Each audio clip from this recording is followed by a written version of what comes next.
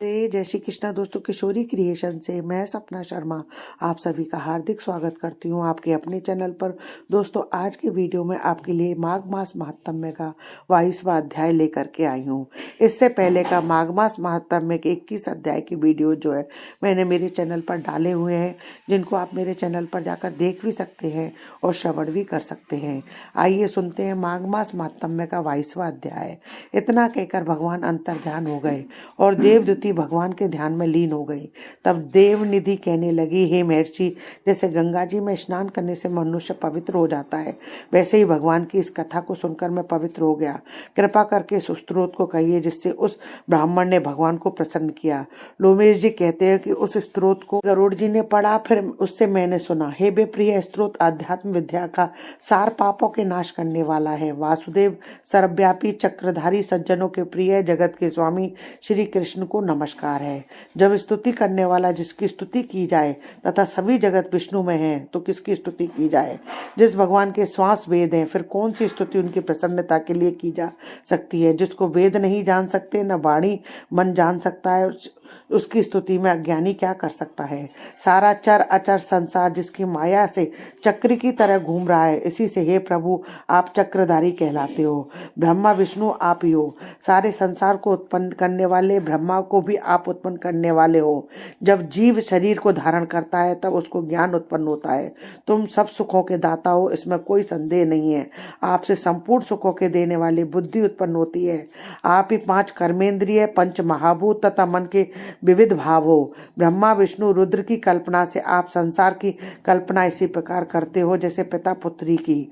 कवियों में जो रूप शोभा देता है उस निर्गुण विष्णु भगवान को नमस्कार करता है, जिसमें ज्ञान रखने से स्थितियों में कहे गए कर्मों को लोग करते हैं। उस पवित्र ब्रह्म को मैं नमस्कार करता हूँ। मैं उस सत्य रूप हरि को, जिसको योगी लोग सब प्राणियों में आत्म रूप में देखते हैं, उपासना करते हैं, जिसको अद्वैत कहते हुए गाते हैं, उस यज्ञ करते समय उस भगवान को मैं नमस्कार करता हूँ। मनुष्यों को माया तथा मोह में पैदा हुए विचित्र आवास, अहंकार तथा ममता को जानकर खो देते हैं, उन भगवान को मैं नमस्कार करता हूँ।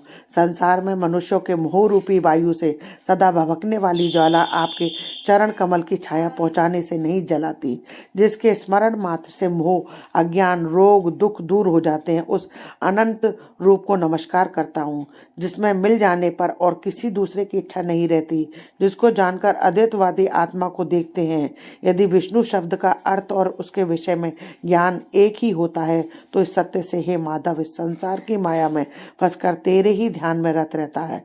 यदि वेदांत दर्शन में भगवान सारे संसार में व्याप्त है तो इसी सत्य भगवान में भरी निर्विघ्न भक्ति के जो बीज नहीं होते तो भी बिना बीज के स्वयं विद्यमान है। सो विष्णु भगवान ज्ञान रूपी रंग से हमारे बीज के टुकड़े टुकड़े को, जो सृष्टि स्थिति तथा लय के लिए ब्रह्मा विष्णु महेश 3 रूप धारण करते हैं और कार्य में सत रज और तम, इन तीनों गुणों के में विद्यमान है, वे भगवान मुझ पर प्रसन्न हो। जो प्राणियों के हृदय रूपी मंदिर में निर्मल देव वास करते हैं, वे भगवान मुझ पर प्रसन्न हो। जो अविद्यापूर्ण संसार का त्याग करता है, जगन में आप हो, आपका बनाया हुआ विश्व आनंद करता है, आपके त्याग करने पर अपवित्र हो जाता है, उसका साथ करने पर भी तुम बिना साथ के बने रहते हो। विकार रहित जिनके चरवाक पंचभूत योग में पैदा हुआ है, चैतन्य मानते हुए, उपासना करते हुए लोग उनको शरीर का परिणाम मानते हैं।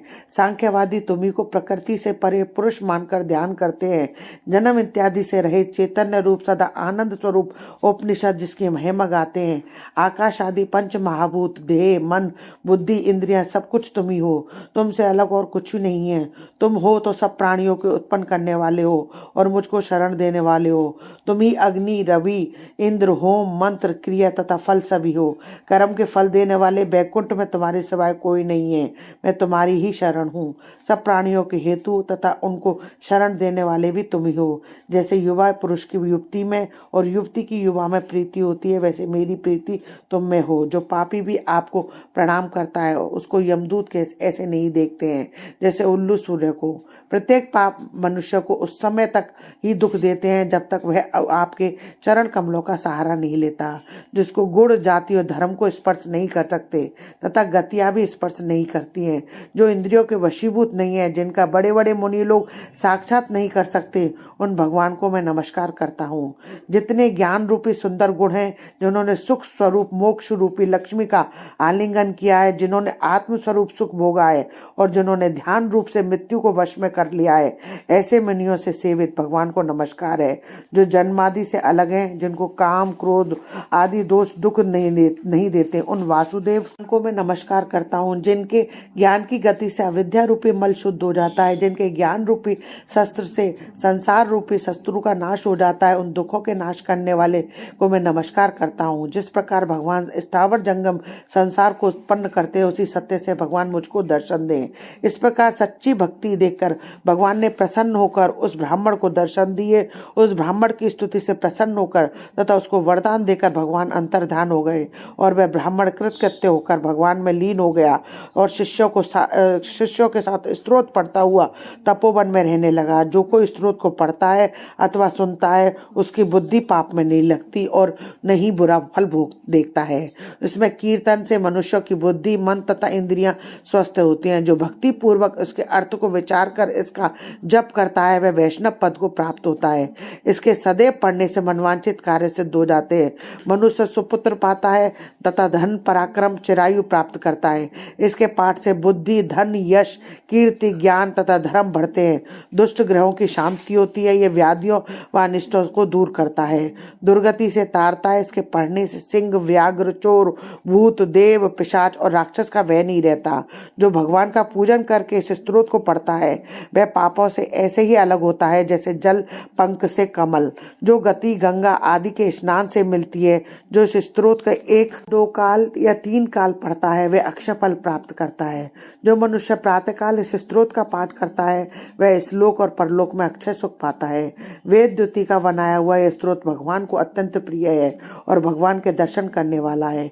योग सागर नाम का यह स्त्रोत परम पवित्र है।